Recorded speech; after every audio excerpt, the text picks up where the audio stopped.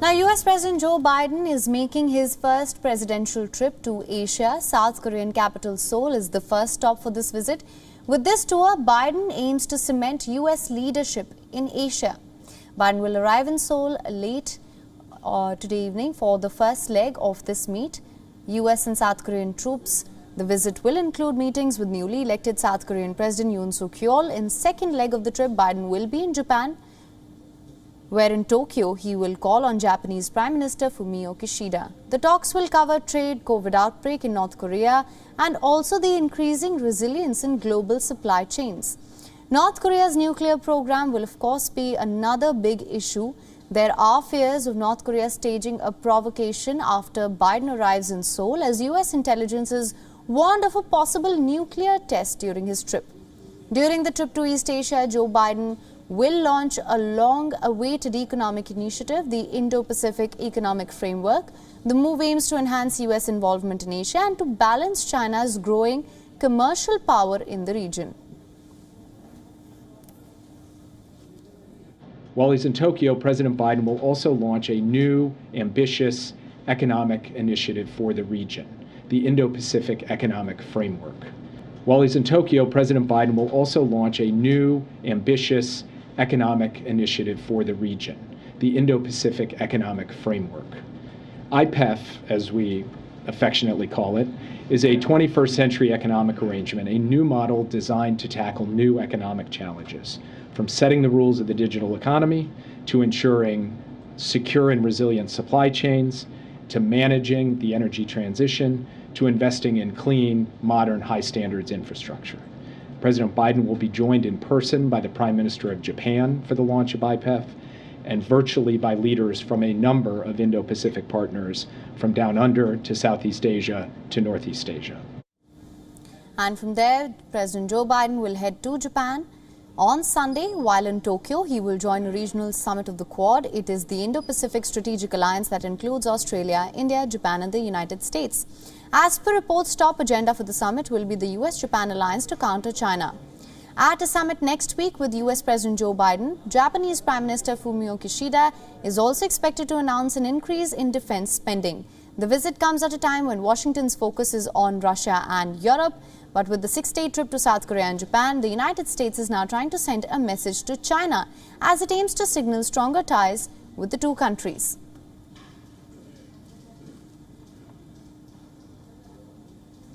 And for more on this now, our correspondent Phoebe Amoroso is joining us live from Tokyo. Phoebe, thank you for joining us. What can you tell us about the key areas of discussions during Joe Biden's visit to Seoul? There were, of course, like I mentioned, concerns regarding North Korea's missile tests as well, with reports saying that North Korea was seeking the perfect moment for the same.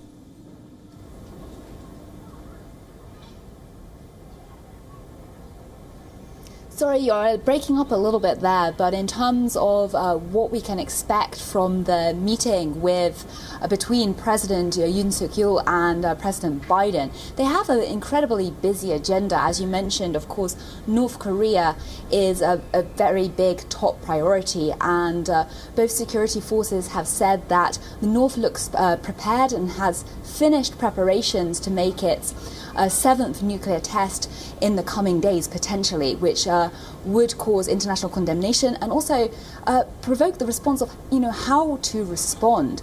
Both Yoon and Biden are expected to reassure and reaffirm their security alliance. Now, President Yoon is believed to be far more pro the United States compared to his predecessor, and he's already indicated that he's going to be taking a much tougher stance towards North Korea, and has even hinted that a preemptive strike could be on the tables. Now, aside from matters of defense, economic cooperation is also a huge priority, and there are some very key specific collaborations that will be discussed. Well, first of all, President Biden will be visiting Samsung's electronics factory. They will tour together, and it's believed that both countries will make some kind of speech on their technology alliance. This is looking to strengthen supply chains, particularly as it relates to semiconductors.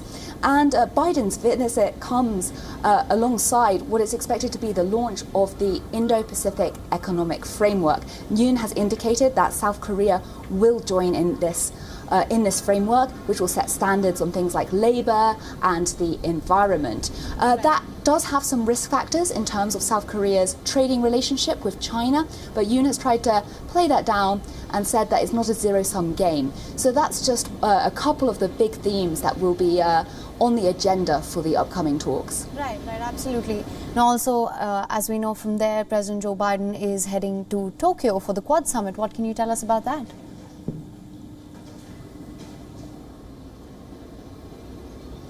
So again, this defence and economic cooperation are the two main topics, but from Tokyo's perspective, it has a huge amount of concern as regards China. China has been seen as increasingly assertive in the South and East China Seas, and now with Russia's invasion of Ukraine, there are heightened concerns that China could act similarly towards Taiwan.